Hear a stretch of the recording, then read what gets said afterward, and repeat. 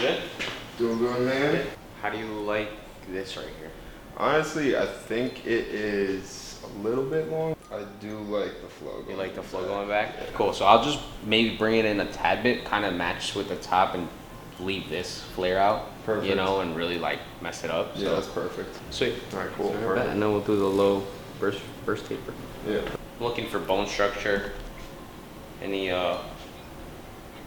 skin imperfections like moles or anything like that, but mostly head shape. Now to start off, I'm probably gonna start off with the fringe. He said he doesn't really want to touch it.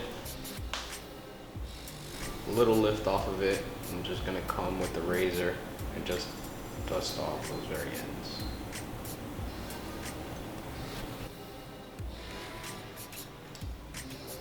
Here we're gonna go from our masseter bone down to our occipital bone and just kind of separate our neck from above the occipital bone. The reason for this is that we want to maintain all this length, and maintaining all this length and coming in and refining while we're dry. So have you found most of the more recent styles, is it more scissor and razor work versus or like 50-50 so on a I haircut? think for sure within the last 2 years, 3 years, I want to say, more and more barbers have been getting into the field of more precision-based scissors, adding a texture razor into their work. A lot of what's going on right now, I feel like, is styles for females and males are starting to kind of collide and get pretty much mixed into one another. Like mullets and pixies and, you know, textured fringes, all that stuff is kind of coming into play for now men. So barbers are forced to kind of learn that stuff, or they're gonna get left behind. What's the bottom versus what's got to come off the top?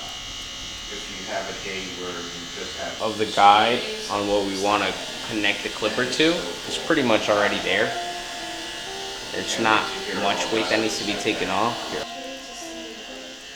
Once you get to the round part of the head on the contour, we want to make sure we start to elevate a little bit down just to maintain that nice weight. Very similar to like what we did down to the bottom of the nape, we're gonna do to the front. So they link the two together between the. We're just gonna disconnect the length.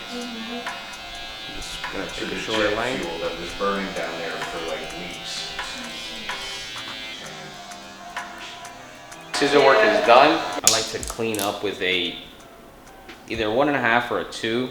I know I'm gonna be maintaining most of this weight here, so I'm gonna come in with a 1.5 and really emphasize that scooping motion, that C motion coming out as right around the weight line. So coming in with a clean guard just to kind of set that clean canvas of the clipper work. And like I said, just coming in and really scooping out. A line, but not something super harsh. Come in with a skin lot with our trimmers and just lightly keep a low over the ear skin line.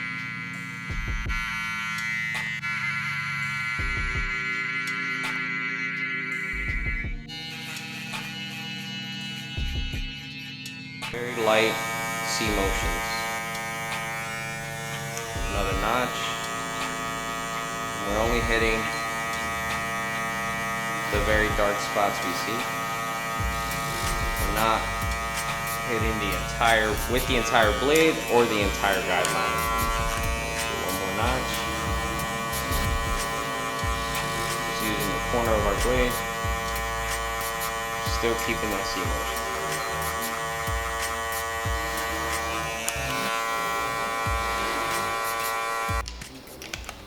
Guard or blade open all the way, and we're just gonna marry the 1/2 to the 1.5. Again, C motion, so that we know we're removing just that very bottom line and not going and creating a new one.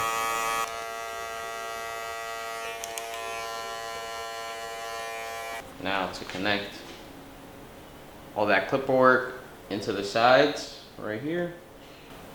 My personal preference is to do it with scissors just because it's going to give it a nice soft connection as opposed to having a clipper that's going to be very harsh and exact.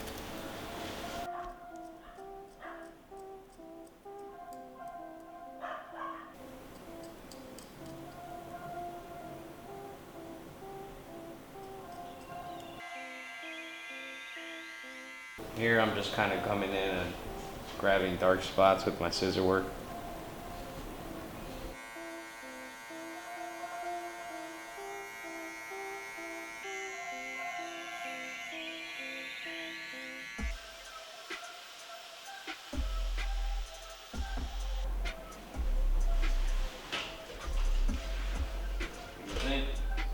Thick? Dude, always good. Hell yeah. Appreciate you doing this, bro. Dude, 100%. Alright, bro. Ready?